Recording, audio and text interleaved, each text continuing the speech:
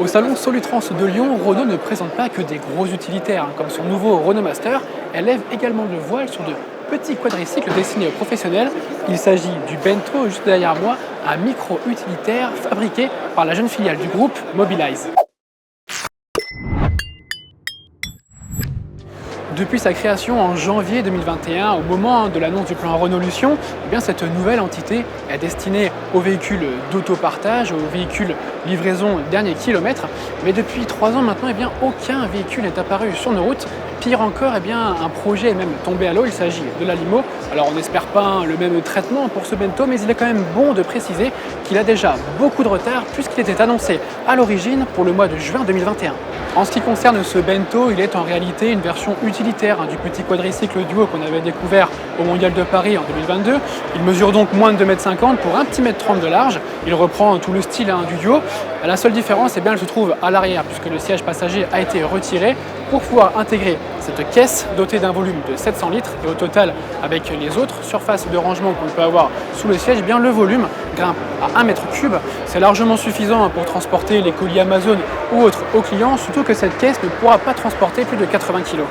Il nous est impossible de monter à l'intérieur de ce véhicule au salon Solutrans, mais on voit que son système de portière élytre fait penser à celui des grandes sportives. L'équipement à bord est plutôt généreux avec un airbag dans le volant, la climatisation et même un système d'accès et de démarrage avec clé digitale depuis son smartphone. Bon, je parlais des grandes sportives, mais évidemment, vous vous doutez bien que quand on va parler des performances, on est loin de ce monde, puisque ce Bento dispose d'une vitesse maximale limitée à 80 km/h. Alors, c'est pas ce qu'on lui demande, et puis c'est largement suffisant pour se promener en plein centre-ville. Et puis c'est surtout 2 fois plus que son concurrent, le Citroën Ami Cargo. Alors lui, il a un avantage, c'est qu'il peut être conduit sans permis, alors que ce Bento nécessite le permis B. Et Mobilize nous a d'ailleurs confirmé qu'il ne sera pas disponible en version sans permis, donc il n'y aura que cette version au catalogue.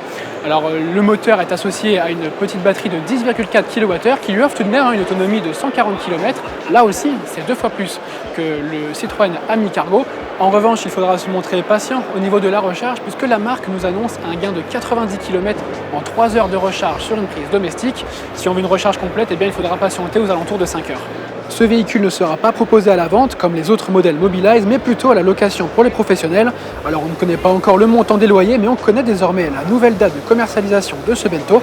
Elle est annoncée pour le second semestre 2024.